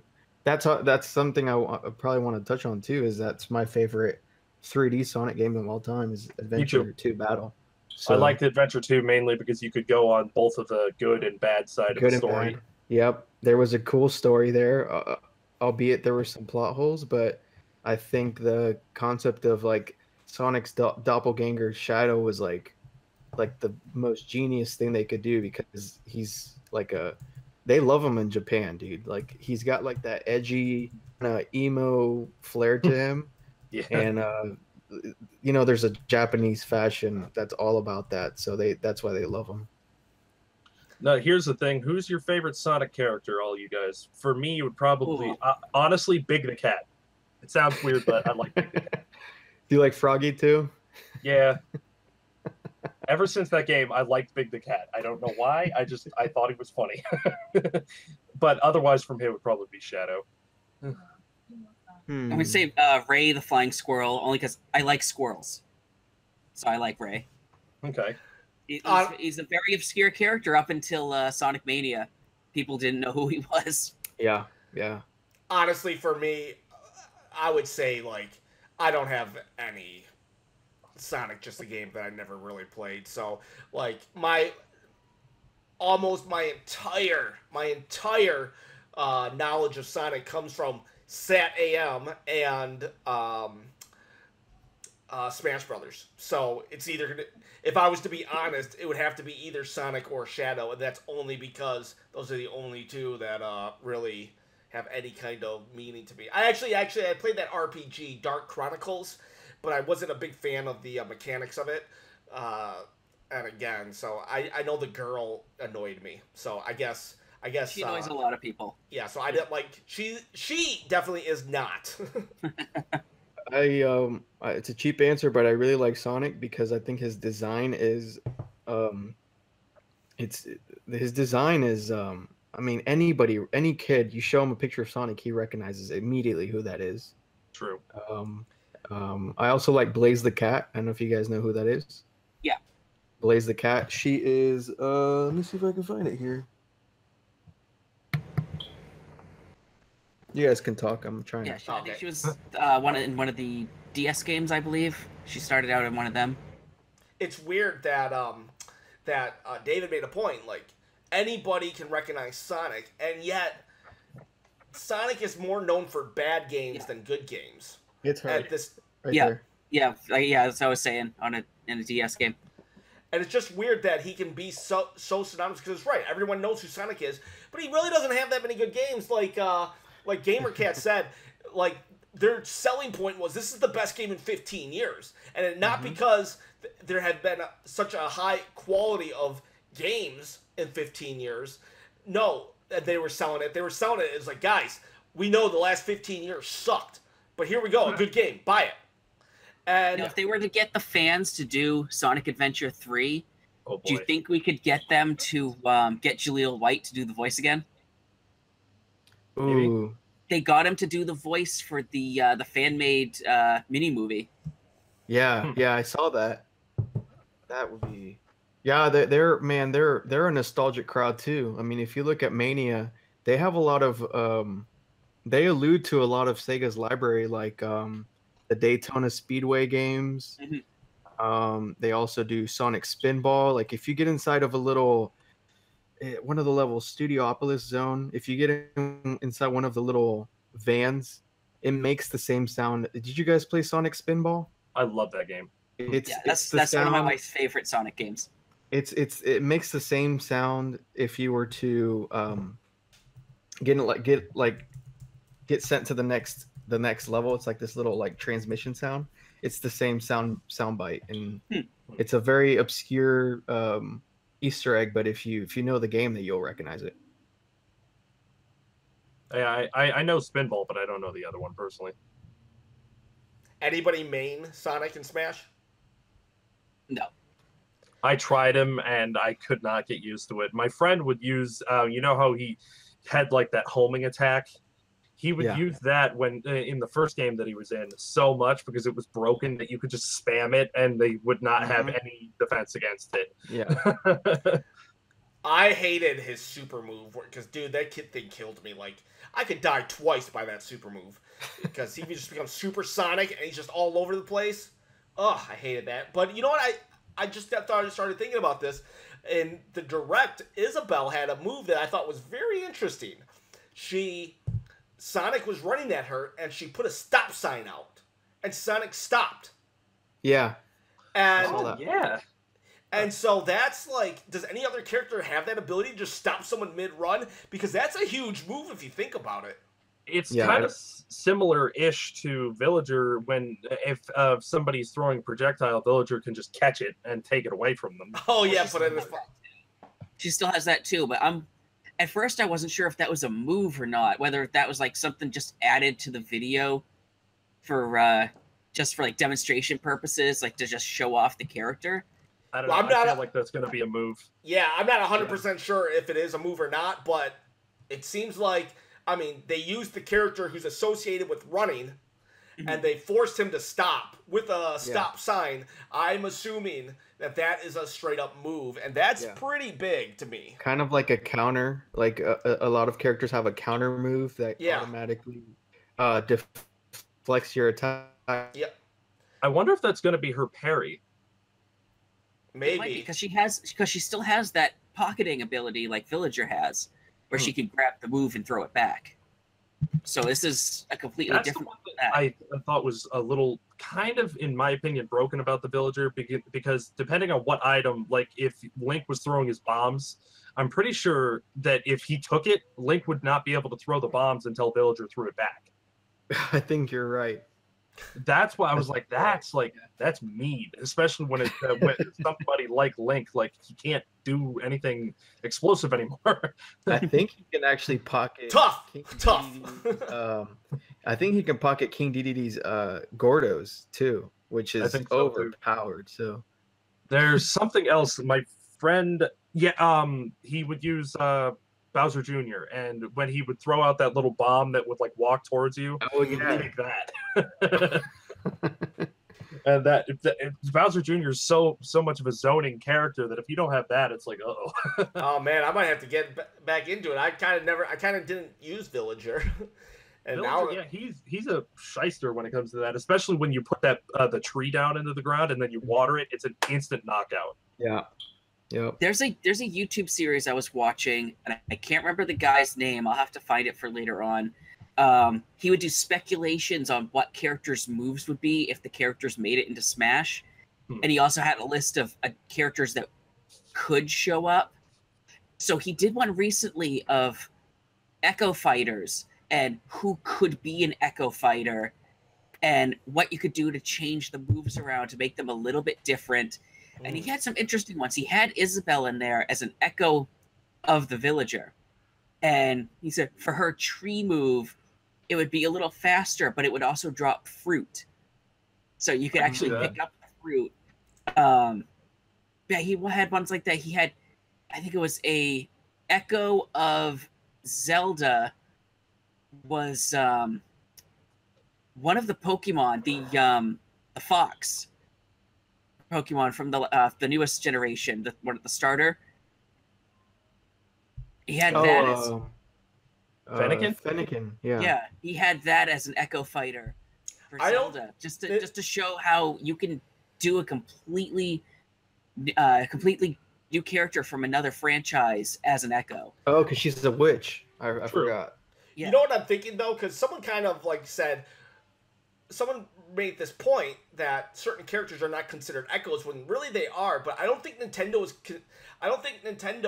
is considering an Echo Fighter unless they're almost from the same franchise and they're almost exact, like Wolf to Fox, because in reality Ganondorf is an Echo Fighter of Captain Falcon. Yeah, when he first came out, yeah. So it's like, but Ganondorf isn't considered, so because they're different franchises, they're not Echo Fighters. Although I guess Dr. Mario is not considered an Echo Fighter of Mario, even though we all know he is. And Ness and Lucas. Dr. Mario's too unique. I mean, he has the pills and everything. His spike is completely different. So I think those two are too. His pills are just fireballs. His pills are just fireballs. Valid. He uses his lab coat like he used a cape. And he also has the Mario Cyclone, which is Mario doesn't have the down B that he had in Melee. Yeah. Mm-hmm. Also, Ike and Cloud, if you notice, their moves are extremely similar. Yeah. But I think one of his other echoes he mentioned was as an echo of Bowser was Dry Bowser, and it's just an adjustments to like he wouldn't be as heavy. In fact, he'd be kind of easy to take out. He'd be kind of like a glass cannon character. And instead of the fire breath, it was kind of like this plague poison breath he would have instead. That would be neat, actually. I would awesome. like that. I always, because my main has always been Little Mac, I would want, now that they started bringing these Echo Fighters in, I want to see another representation of Little Mac, like Glass Joe or something like that. I don't know. Yeah, I want King Hippo. Hippo would be I've great. been wanting him for a while. Yeah, King Hippo would be great. If they wanted to be funny about it, but I understand why they wouldn't really want it, but you get Glass Joe in, literally anything can kill him, but he's One Punch Man. He gets one punch on you, you're dead, but anything, a turnip can kill Glass Joe. Right, but the little Mac from Captain Rainbow. Oh yeah. Where he's grown really big. Captain Rainbow. Wow, we're going far. If no one knows what Captain Rainbow is, that's a Japanese exclusive. Yeah, it was. Japanese Wii exclusive. And interesting enough, has an actual cameo of a Zelda character from Link's Awakening in it. Link's Awakening. I went and hunted all of Link's cameos, and when I came across that, I was like, Captain Rainbow, and I had to find that. And if I remember right, Birdo in it had a male voice. Oh wow! Because of the way the manual the way they wrote that character in the instruction manual. Which, for anyone who doesn't know, Birdo in Mario 2 is written as a male who cross-dresses. But there's also, the manual might have been screwed up, and that there was another character that probably should have been named Birdo, so no one knows like really what happened there. But subsequently, Birdo is now treated as pretty much the female equivalent to Yoshi. So Well, I always just thought that was like a misprint or something like that when it comes to translation, because even in Pokemon, Magikarp's move Splash was never meant to be called Splash. Apparently, it was meant to be called something else. I just can't remember. it was probably just one of those I things. It was the don't remember 80s. what it was supposed to be. It was just the 80s. Someone probably just wrote it because, I mean, for the longest time, Nintendo of America was just like a warehouse. You know, like it was almost like. It's pretty amazing how Nintendo, you know, did it, basically. Yeah, They made it. I think it's part of Japanese culture in a way because in Paper Mario, there's this character called Vivian. Yeah, I was just gonna say Vivian. Vivian has also had that controversy of Vivian is actually a male that cross dresses as well, and also in Street Fighter 4, there's a character named Poison. Well, And she's from Final Fight originally. Final Fight, but is considered a male. So, and they also have like a very, like colorful. Like if you look at all these characters, they all have pink in their palette in some form. Mhm. So I don't know if it's like a cultural thing. Mm. there's also another fighting game called Guilty Gear. I think it's Guilty Gear. There's a character Bridget, named yeah. Bridget that is a guy but dresses like a female nun. Yeah, yeah. I don't know. But the controversy with the Mario stuff is just the fact that it was like straight up written in the manual, and Mario doesn't get. People didn't force a Mario timeline like they forced a Zelda timeline, even though Nintendo's given themselves a way to rewrite the Zelda timeline whenever they want. Nintendo had to put it, in the modern age, and they had to work with all the mistakes they made in the past to figure out how to get it together.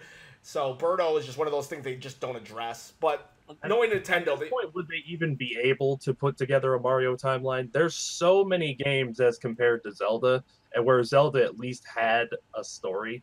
Mhm. Mario, it's just okay. Bowser took Peach. Let's go get her. I bet there could be somewhat of a story, but then you'd have to figure out what is allowed in, because I'm assuming the Mario RPGs wouldn't be allowed in, but then again, maybe they would, because Paper Mario and Mario RPGs actually do share somewhat of a timeline, even though they're different dimensions. I don't know, because they had the game together, so it is hard. And then, like, I heard that Super Mario Brothers 3 was actually a play, and yeah. Mhm. and Miyamoto actually confirmed it, which was weird. And so it's like, A lot of people never noticed that, but the opening credits to that game, you see the curtain going up and they're Yeah. running across the stage. So Yep. it was obvious. It was punching us in the face, but no one noticed it up until just like recently. yeah. And GamerCat says Zelda games were never meant to be in the timeline. Yeah, they definitely weren't. We were just us uber dorks like myself. We wanted a timeline, and then they gave us one. Well, the first two games had a timeline. They actually took place Yeah. one after the other. Yep, the first two, and then Link to the Past kind of made it weird, but you could still make it. It could work though. You're like, okay, well that's just a prequel. It was Ocarina of Time that completely destroyed the idea that these things were linear, because Link to the Past and Ocarina of Time, there's just no way they could have kind of sort of happened. I say some series just don't have a timeline at all, and that's fine. I'd say Mario series, no timeline. Yeah, very true. Kind of like Fire Emblem, it's like there's no real timeline to that stuff, because the Fire Emblem's always different. There's this, there's that. Yeah, Mhm. I thought I'd say they're their own self-contained stories. which Like, is yeah, Final Fantasy as well. yeah, she's not being kidnapped all the time. This is just another game in the same world where she's being kidnapped and you're going after to save her. Yeah. I wonder if I thought Hyrule Warriors though could have combined. If it had been a Nintendo game instead of Bandai game, or not Bandai, who Koei did? Tecmo? Yeah, that would have that game could have actually united all the timelines into one. I thought, but whatever. I think it could have too. But back to the Direct, I just had something come into my head because I'm obsessed with the Luigi's Mansion. Do you guys think it's going to be back to the original like setup of Luigi's Mansion, or is it going to be more like Dark Moon? I'm hoping it's going to be like the original set because I like that better rather than the whole level-based thing. I think people are speculating it's going to be like the original one because they're showing just one castle. I really hope so. One mansion, whereas the other one had multiples. I liked Dark Moon, but I really preferred being able to go around the entire mansion and it was all the same thing and going to different parts, finding the keys, going back and backtracking. I thought that was cool about it. I think it's I know it says mansion in the title, but I'm actually thinking it might be a hotel of some sort. Yeah, it seems like because it's a really, really tall building. It's really tall. It's super tall. And of course, I think Mario is kidnapped because if you look at there's a screenshot there. You see the room that Mario is staying in. You see like, I think his luggage, and then you see some like pizza boxes scattered across. So the turtles took him. Oh, plot twist. I think the game's going to be great. That's a random thing about Smash. I would like to see Dr. Egad come in. As a player? Yeah, he probably That'd never be cool. will, but yeah, I think he would be cool. Could probably make it as assist trophy. That's what I was about to say. In Brawl, though, I think he was an assist trophy in Brawl. I never used the items and all that stuff, so a lot of the assist trophies and things like that I never even saw. So yeah, I bet he'll be an assist trophy. Did you guys like Custom Robo? Never Custom played Robo, it, but I know the I series. like that game. I forgot about that one. Mm-hmm. Yeah, That was really cool. He comes in and Smash as an assist trophy. Ray Mark II, I believe, is his name. I remember that. He's a new life breathed in. Mm-hmm. What are we talking about? What? Custom Robo. It's familiar, but it's not ringing any bells. I remember it was a GameCube game. I don't remember a lot about it. I just remember it was a really fun game. It's been I think they years did since a I DS played it. game also. Yeah, I think Isn't it wasn't a direct sequel, but it was like connected to it somehow. Ken, I got it here if you want to look at it. Oh, I have seen it. Every time that pops up on like a eBay or a trade thing, I'm like, is that game rare? It just seems like it would be a super rare game, but I guess it's not that rare. But is that a Nintendo franchise? Yes. Really? Mm-hmm. What is it, mechs or what? It's Max, yeah. Little robots that you customize. I know that's in the title, Custom Robo, but I just Speaking looked up. of- I have the DS game. I just never played it. yeah, there is a DS game and I've never played it, but It's Custom Robo Arena. On the basis of robots, have you guys tried Mega Man 11? yes. I've always been really bad at Mega Man, but do you guys find that game challenging? I can't get to the boss. I can't do it. Yeah, I had Okay. to drop it down a level to get to the boss. Yeah. Get to the boss. There's I got- weird charge moves now that I don't even understand. I got midway. I got to the midway boss. I probably could have played more, but I got sucked into the breach and a game that that GamerCat was asking about, Valkyrie Chronicles 4. I've been playing that demo and stuff, and really just enjoying that. When you say mid boss, are you talking about that one that was like stacks and you had to hit the specific stack and it would like jump around the screen? Yeah. That was hard. You fight him I twice. could not get to that one. I had to I use got the to it, speed but I gear. couldn't kill it. Well, I had to then, use the speed here to slow down Devin, time. the bad news is you do suck at Mega Man if you can't even get to the mid boss. Dude, I know. But my friend was back on the GameCube. They had the Mega Man collection, and I was playing that for so long. I started on Mega Man 2, I think it was, and I was like, dude, I can't beat this. That game was hard. Mega Man 2 was insanely hard. My friend is weird. Like I had, he comes over and just blew that game out of the water for me. He was weird to the point where when they released Mega Man 9 on the Xbox 360, he was bored and decided to play the game on my Guitar Hero controller and beat it. Man, there's always that one guy, the guy who plays who can beat anyone in Smash Brothers with a Wii controller. My friend would play us in Soul Calibur, and he'd beat us with the Dreamcast fishing controller. Oh my god. That's funny. Ouch. Ouch. That kind of brings back a bittersweet memory. I was in a Smash Brothers tournament when Brawl came out. I was 16, and our GameStop, it was like a GameStop across the United States, was holding a tournament, like a district-wide tournament. I won the tournament at the midnight launch, and because I won that tournament, I went to district, which was held at Collin Creek Mall down the road from me, and our GameStop did house rules, and it was one of the few GameStops that didn't want to use the GameCube controllers. They actually used the Wiimote and Nunchuck. Oh boy. And I'm not a sore loser, and I don't want to blame it on that, but I think it's because the controller scheme caused me to lose. So well, even if I'm solely used to the GameCube, so I can believe that.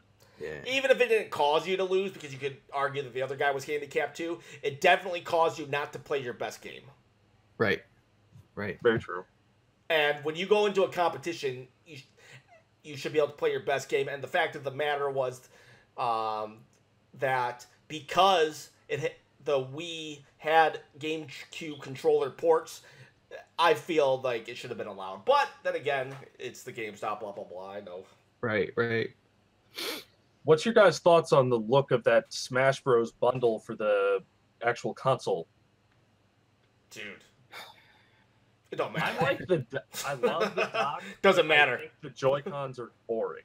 I'm on your personally side, not Devin. getting it, but yeah, I agree with you, Devin. Boring. I like the dock. The dock artwork is nice, and when it comes out, I think I'm gonna go on eBay and just get the dock. Yeah, I'm hoping so too. Because the Joy-Cons leave a little bit to be desired. Yeah. I mean, the Pikachu and Eevee ones, those look nice, and I like the fact that they're both on the front too. I like the Joy-Cons. I've been trying to find all of them, like all the different colors myself. I think the only ones I'm missing right now is the dark red from the Odyssey set and the original gray set. And I'm still missing the opposite pink and green. I can't seem to get those without spending like $100, which I just don't want to do. Now, EPS 5000, kind of the same as you, Devin, where he collects the controllers, and he had to like import basically opposite controllers, Joy-Cons from Japan, because they have the opposite ones for the different colors.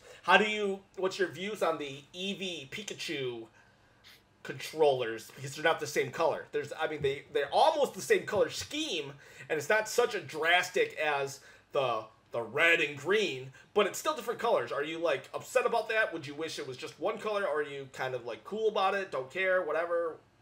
I personally like them because, I mean, on my Switch, I have mine with the pink and the blue, so I have like cotton candy colored. I like to switch them out, so I like the fact that there's a variation of color. But that's why I was trying to say the Smash ones, it's just the Smash logo. There's nothing pretty about it. I mean, not to say that I don't like it. I mean, I like it because it's Smash, but it's just two gray lines. Right. It is. I will say this. I personally don't care. I'm gonna get that Switch bundle. It was a toss up between the Pokemon bundle and the Switch bundle, but I knew I was just waiting for them to announce it. I do admit that it is kind of weird. I don't really care about the line, because Devin, you said that the Pro Controller was a little boring as well, and it was just the line. I thought that was okay. I will say it's a little weird that one of the Joy-Cons has like both lines, and then the second Joy-Con just has a little line. I thought that was a little weird. I did think that was a little weird. When it comes to art design on that, I think it would have been better if maybe they extended it into the grip, so it was like the whole design, you see it when it's on the grip. But that's the other thing, is like when you actually put it on the Switch, it just looks weird to me. I think it's gonna look weird. Yeah. But the other thing that I noticed is the Pokemon one, they showed there was actually like a design on the back of the console itself. Yep. The Smash one, they never showed the back. I'm wondering if there's going to be an artwork on the back of it. It might be more characters. Oh yeah, what if it was done but they couldn't do it because it would have revealed something? Yeah. True. Yeah. I so hope that's there is. I hope there is something on the back because even if it's just so much as like the Nintendo Switch logo instead of it still says Nintendo Switch, but having the Joy-Con logo be the Smash symbol, even that would be cool. That would be yeah, really cool. I agree. In Japan they are releasing everything individually for the Pokemon bundle, so you might have luck there with getting the dock in Japan. Yeah. Like I'm definitely gonna buy the dock somehow. And when it comes to getting the Joy-Cons, I'm probably never gonna be able to do it. Like when you were saying they released the Labo ones, so there's the 2 cardboard colored ones. I'm probably never gonna see those. Probably never. Man. Those are gonna be rare. Oh yeah, those will be a holy grail of the Switch. I mean, there's only 2, I believe. Maybe sometimes There's Nintendo. actually 10. There's 10? Oh, I've Yeah, been saying that wrong. because I think there was 2 consoles and then there was 8 specific like just Joy-Con pairs. Oh. Hmm. Well, either way, it's gonna be impossible. Yeah. They're going Without to be spending probably like $300 or $400. yeah. GamerCat. I'm not sure if you're saying that as a question or as a statement, but yep, there is going to be a Pokemon Switch edition, and I'm hearing somebody. Well, is that? I've got talking in the background. Sorry. Oh, okay, that's fine. I just want to make sure that it's not on my end or something. Nick, we're glad you're still here. Riley, welcome back, or stay till the end. We got about 9 more minutes. Is anybody getting the Pokemon bundle? No, I'm not worried. I'm not worried about getting systems, like additional systems. I collect one system per generation, and that's about it, unless there's like a significant change to one. So when it comes to those bundles coming out, I don't worry about them. That's me good for me. I just want the Joy-Cons and I'm done. Unfortunately for me, it's the Zelda thing. Link's on the cover, and it's Zelda. So, I gotta. That's why I was really, really super surprised when the Switch first came out. There wasn't a Zelda edition Switch. I thought you would have jumped all over that one. Dude, yeah, I would have totally jumped on it. Although I filmed a video. I haven't released it yet. It was I did First World Problems, and I actually used my Master Edition as what I talk about in it, and I talk about how I went to sleep that day 1 and I missed the Master Edition. I was so mad. Devin actually is the reason why I have a mint condition Master Edition for the Nintendo Switch Zelda Breath of the Wild, and I would have probably missed the bundle for Switch. I hope they don't release anymore, because I shouldn't be buying another Nintendo Switch. It's just too much money. But dude, I'll tell you what, Smash Brothers and Zelda, I've got a problem. Hey Ken, do you have the sorry, I cut someone off. It's okay. I was just saying a joke. It's the first step's admitting it, Ken. The next step is doing nothing about it. Yeah. Ken, do you have the Wind Waker Wii U Yes. edition? Yep.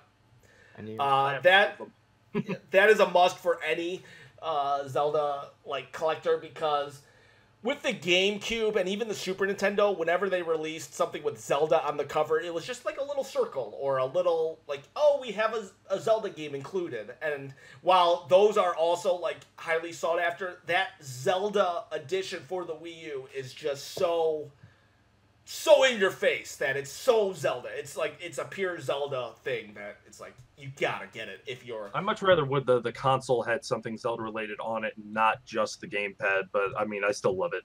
I agree, and that is the only custom Wii U that was ever made. The boxes, there's a lot of custom boxes, but when it comes to Wii U, the Zelda Wind Waker is the only one. There's one Zelda item that was available for that GameCube anthology book that I was showing the last week. There was a custom hand-carved Zelda GameCube. That was one of the pledge amounts for the Kickstarter. think I saw that. With only 8 of them made. Oh man, It doesn't. There was 6 backers, so there's probably still 2 of them left somewhere. Oh, how much? How much was the? How much was it? It was. Let me look back up here again. 800. Ooh, Oh, ouch. Jesus. In euros. Yeah. Oh, that means it's like 1,000. If it was official, I mean, I'm not gonna lie. Like, I'd probably get it and not tell anyone because I'd feel like a complete fool for getting it. Because I always talk about, like, I don't have the money, and yet when something like that happens, you find a way to get money. I don't know, you sell plasma or something. But I could point my camera at the screen so you could see it. Don't. So I can Please show what it don't. looks like. I don't want to see it. It looked like it was carved out of wood. I think. All right, point your camera. Point your camera. I want to see it. Hold on. So yeah, check this out. Holy crap! He is free. Whoa. Yeah, that thing looks nice. I wish you would have showed me that. When I say stuff like that, if like go with my first reaction. If I say don't show me, and then 5 minutes later I say show me, don't. Because now I might like. I was tempted. There was also a Star Fox one as well. Oh boy. Jeez. Jeez. It didn't look as good, and that one was like I think it was 600. On the basis of Star Fox, who's getting Star Link when that comes out? The game looks pretty cool. Yeah, me too. I mean, I'm not going to pick it up day one, but I definitely think I want to play it. Mainly, actually, I lied. I'm probably going to get the one with the Star Fox thing in it because I have a feeling that's going to disappear quickly. Yeah, it could be. Yeah. Yeah, I don't know. It's like. I don't know. It seems to me, Star Fox has never been like one of my go-to franchises. Respect it though, and I actually liked the Wii U version of the Slippy Frog, his game more so than the actual Star Fox game. But I don't hate it as much as other people do. I just I don't know. There's just so much coming out.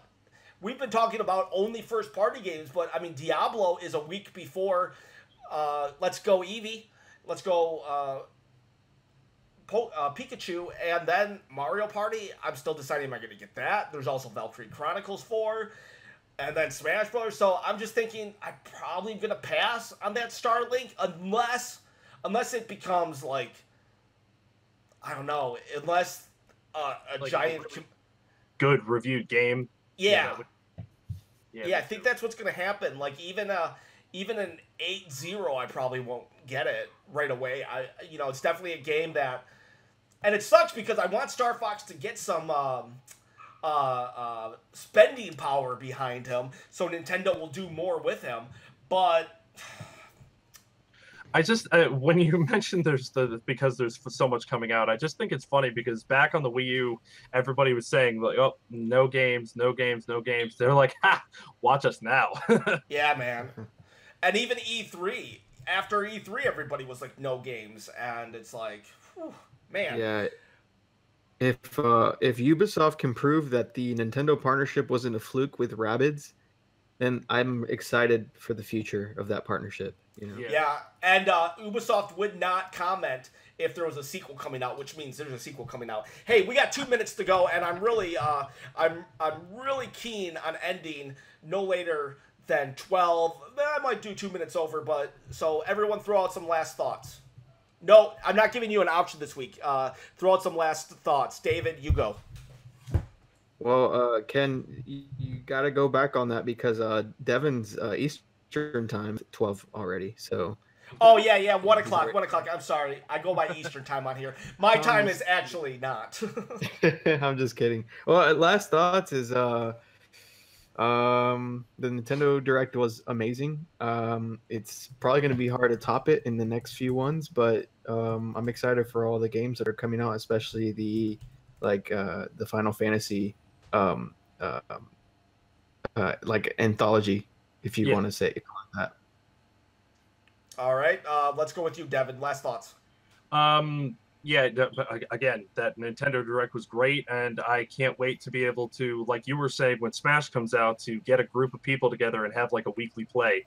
Oh And yeah. especially something like that in Diablo 2. I want to get some people together. And that beat 'em ups game. There's just so much stuff. Oh yeah.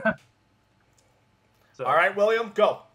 Yeah, I'm kind of hoping that if the Final Fantasy games sell really well on the Switch, that they might consider porting over 1 through 6, maybe as quick little collections that they'll put in the stores. I would love that. Mhm. All right, and I'll close this out. A couple final things.